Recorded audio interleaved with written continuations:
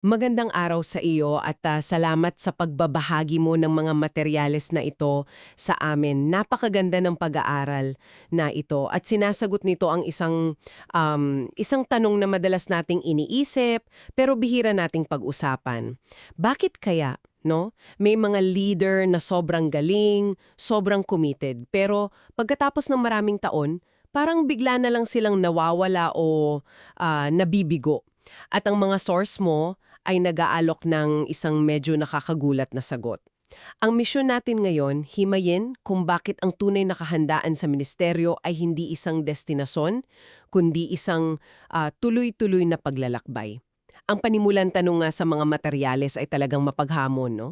Paano kung ang pinakamalaking banta sa pangmatagalang pagiging mabunga ay hindi ang kabiguan, kundi ang paniniwalang tayo ay ganap ng handa?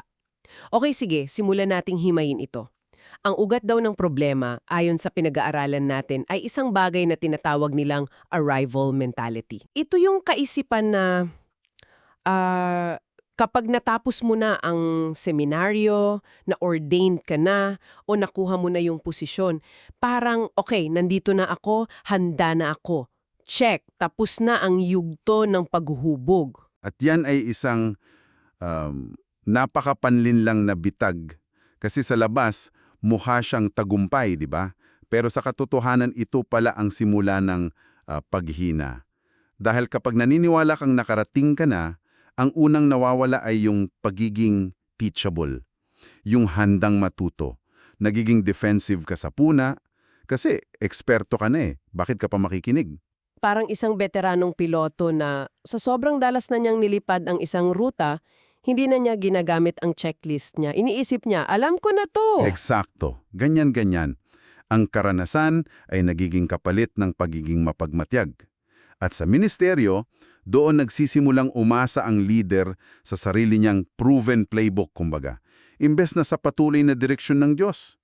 At dahan-dahan, ang ministeryo ay hindi na isang ugnayan kasama ang Diyos, nagiging performance na lang para sa Diyos. Nawawala yung init. Oo, nagiging malamig na tungkulin na lang. Alam mo, yan mismo ang nagpapaalala sa akin sa isang napakalakas na halimbawa sa mga materyales mo para buwaging itong arrival mentality sa Apostol Pablo. Kung merong may karapatan sa buong kasaysayan na magsabi, okay, I've made it, ako na to, siguro siya na yun. Isipin mo yung resume niya. Walang duda, nakita ang nabuhay na muling Kristo, sumulat ng malaking bahagi ng New Testament, nagtayo ng mga simbahan, grabe. Akalain mo, dapat ang huling bahagi ng buhay niya ay isang victory lap na lang, no? Oo, Pero itinuturo tayo ng mga source sa sulat niya sa mga taga-Filipos, na sinulat niya sa huling yugto na ng buhay niya. At doon, sa halip na sabihing, nakarating na ako, ang sinabi niya ay, hindi sa nakamit ko na, kundi nagpapatuloy ako. wow. Yung salitang ginamit niya, parang isang mananakbo na humahabol pa rin sa finish line, hindi pa tapos. So hindi lang ito tungkol sa pagiging mapagkumbaba, may mas malalim pa. Meron. At ito ang pinakamalalim na aral dito. Para kay Pablo, ang spiritual maturity ay hindi yung pag-abot sa isang estado ng pagiging perpekto, kundi yung pagtitiis at pagpapatuloy sa mismong paglalakbay, yung mismong pagpupursigi, yung pakikibaka, yung pag-amin na hindi ko pa ito abot. Iyan ang tanda ng maturity, hindi ang kawalan nito. Binabaliktad nito ang buong konsepto natin. Oo, ang buong tunay na kahandaan ay hindi ang pagtatapos ng paghubog, kundi ang buhay na ebidensya na ito ay aktibo at patuloy na nangyayari sa'yo. Kung ganun pala na ang kahandaan ay hindi pagdating sa dulo, paano naman ito tinitingnan sa kabuuan ng Biblia? Kasi madalas nating isipin na tinatawag ng Diyos yung mga qualified na. Isa na namang bagay na binibaliktad ng kasulatan. Ipinapakita ng mga materyales mo na hindi kailanman naghintay ang Diyos na maging perpekto ang isang tao bago niya tawagin. Si Moises, tinawag siya sa gitna ng deserto habang nag-aalaga ng tupa, puno ng pag-aalinlangan. Sinasabi pa niyang, hindi ako magaling magsalita. Oo, tapos si David, pinili bilang hari habang isa pa lang siyang teenager na pastol na parang di pinapansin kahit ng sarili niyang ama. At syempre si Pedro, tinawag siyang bato. Pero kinailangan muna niyang dumaan sa isang matinding kabiguan, yung pagtanggi niya kay Jesus, bago niya talagang magampanan yun. Tama. At sa bawat kaso, ang pagtawag sa kanila ay hindi nagali sa pangangailangan nilang hubugin pa. Sa katunayan, lalo pa nitong pinatindi ang pangangailangan yun. So pabaliktad pala talaga? Oo, hindi mo kailangan maging handa para sumunod. Nagiging handa ka dahil sa pagsunod mo. The readiness is a result of your yes, not a requirement for it. Eksakto. So, ang kahandaan sa paningin ng Diyos ay hindi tungkol sa pagkakaroon ng kompletong kaalaman o perpektong kakayahan. Hindi talaga. Ito ay tungkol sa isang postura ng puso. Ang tawag dito sa mga source mo ay attentiveness. Isang pusong gising, nakikinig at handang tumugon sa Diyos anumang sandali. Hindi siya status na nakukuha, parang diploma. Hindi. Isa siyang dinamikong relasyon, patuloy na pakikinig at pagsunod. Okay, at kung ang paghubog ay panghabang buhay, ipinapakita rin sa mga materyales mo kung paano ito ginagawa ng Diyos sa iba't ibang season ng buhay natin, no? Hindi lang sa loob ng seminaryo. Totoo. At ang unang yugto na tinalakay dito ay madalas nating minamaliit. Ang season of obscurity.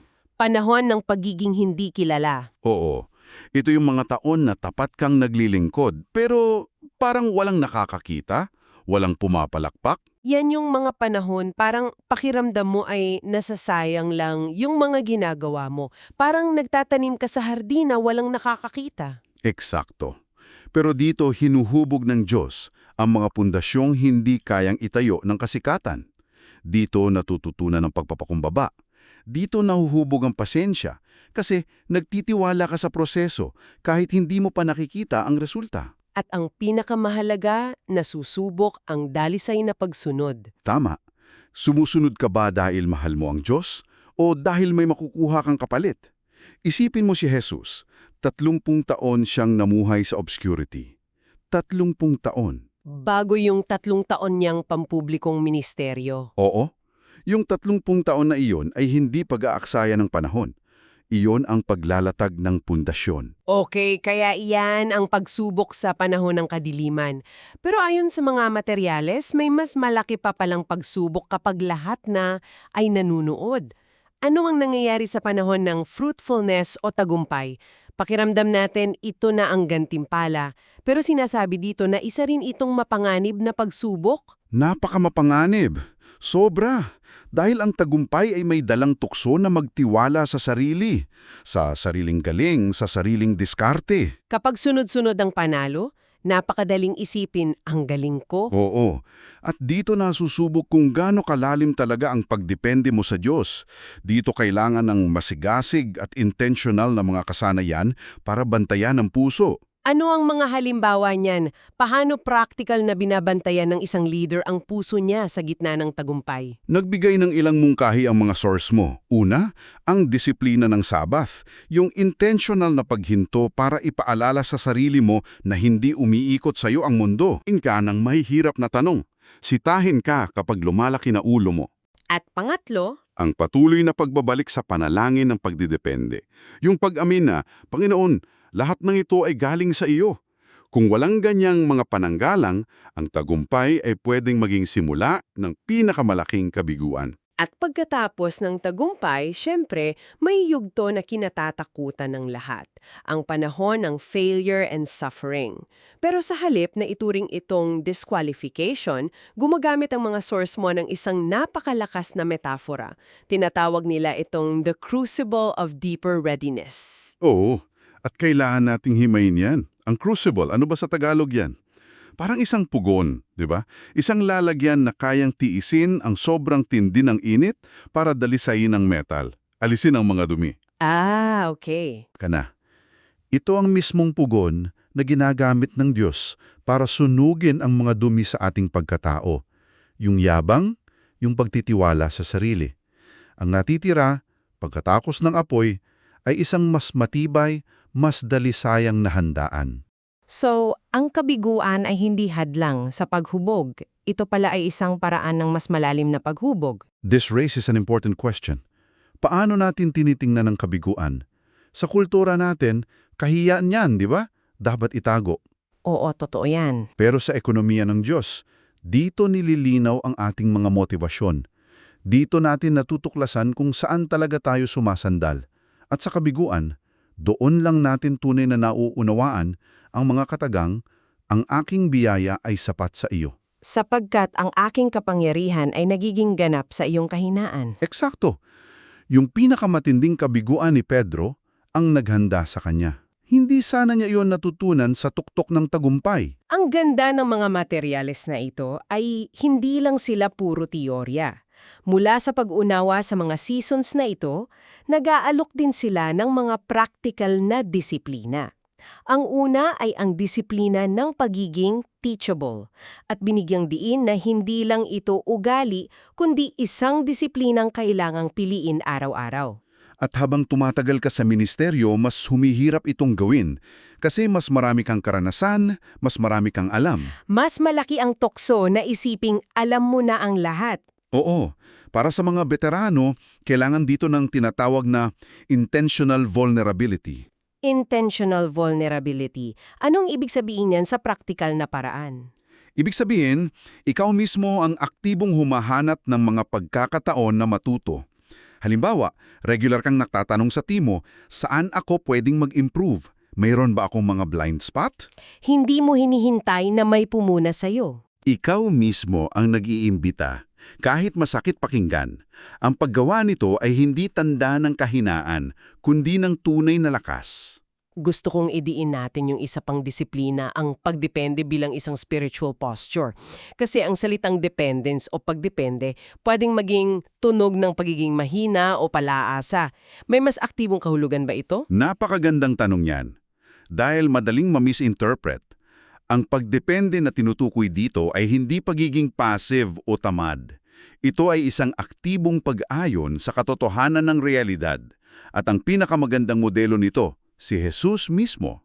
Sinabi niya, walang magagawa ang anak sa kanyang sarili. Ginagawa lang niya ang nakikita niyang ginagawa ng Ama. Isipin mo yan. Kung ang mismong anak ng Diyos ay namuhay sa ganap na pagdepende sa Ama, sino tayo para isiping kaya natin ng mag-isa? Ibig sabihin ang mga spiritual disciplines natin, panalangin, pag-aaral ng salita, ay hindi lang parang maintenance. Eksakto. Hindi lang ito mga gawain para hindi ka bumagsak. Sinasabi ng mga source mo na ito ang ating mga formative lifelines. Ito ang mga ugat na aktibong kumukuha ng sustansya mula sa Diyos. Para manatiling buhay. At patuloy na namumunga. Ang pagdepende ay hindi pag-amin ng pagkatatalo, ito ay pag-amin kung saan nagmumula ang tunay na kapangyarihan. So, what does this all mean? Pagkatapos nating pag-usapan ng lahat ng ito, ang pinakamalaking pagbabago ay nasa tanong na dapat nating itanong sa ating sarili. Hindi na, handa na ba ako? Ang bagong tanong ay, hinuhubog pa rin ba ako? Isang pang-araw-araw na check-up ng puso. Kung gayon, ang sukat ng tagumpay ay hindi ang pag-abot sa isang posisyon, kundi ang pananatiling tapat sa paglalakbay. Ang pananatiling bukas sa paghubog ng Diyos. Saan mang yugto ka naroroon? At doon pumapasok yung huling konsepto na binanggit, directional faithfulness. Oo, ang mga taong nagtatapos ng mabuti, bihirang yung mga nag-aakalang perpekto na sila. Sila yung mga hindi tumigil sa pagpapatuloy, hindi tumigil matuto, at hindi tumigil sa pagdadepende. Yan ang directional faithfulness. Isang patuloy na pagkilos patungo kay Kristo. Ang kumpiyansa natin ay hindi nakasalalay sa estado natin ngayon, kundi sa pangako ng Diyos na siya na nagsimula ng mabuting gawa sa atin ang siyang magtatapos nito. Ang responsibilidad lang natin ay manatiling bukas. At tumutugon sa kanyang kamay na humuhubog sa atin. Bilang pangwakas na kaisipan para sa iyo, nahango sa lahat ng ating pinag-usapan, napakarami nating tinalakay tungkol sa iba't ibang seasons, kung ang bawat yugto, tagumpay man o kabiguan, sa liwanag man o sa dilim, ay isang pagkakataon para sa paghubog.